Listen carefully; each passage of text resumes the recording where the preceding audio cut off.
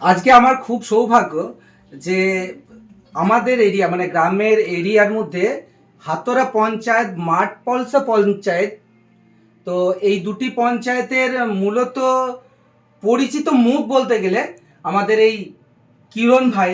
তো এই কিরণ ভাই আজকে আমার কাছে এসেছে অ্যাকাউন্ট রিলেটেড সমস্যা নিয়ে এসছে, যে অ্যাকাউন্টে তিনি পোস্ট করে থাকেন, তিনি এলআইসি করেন এবং আরও কিছু বিজনেস রয়েছে যেগুলো উনি সেখানে প্রচার করতে চান।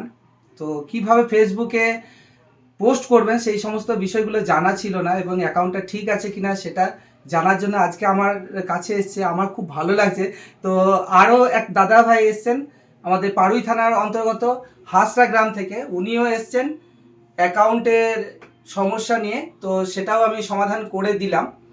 তো আমি এই কিরণ যে ভাই এসছে, কিরণ ভাইকে আমি জানতে চাইবো কিরণ ভাইয়ের কাছ থেকে যে আমার কথাটা কিভাবে জানতে পারলো। অ্যাকচুয়ালি আমি ভিডিও দেখতে হঠাৎ করে একদিন দেখতে পেলাম যে দাদা ভাইয়ের ভিডিও, এবং দেখছি অনেক লোককে হেল্প করছে, অনেক হেল্পফুল হচ্ছে, লোক অনেক উপকৃত হচ্ছে। তাই আমি ভাবলাম আমাদের পাশে অথচ আজকে পুজোর ছুটি চলছে, তো দাদা ভাই এসেছে, তাই আমি কেন এবার যাবো না। তাই এসে দেখলাম আমার অনেক কিছু প্রবলেম ছিল, সেগুলো সব ক্লিয়ার হয়ে গিয়েছে, এবং খুব সুন্দর করতে পারছি সব কিছু।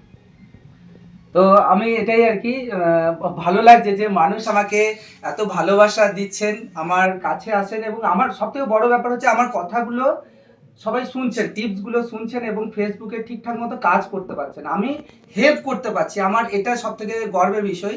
আমার সবথেকে ভালো লাগার বিষয় হচ্ছে গিয়ে আমি সবাইকে হেল্প করতে পারছি।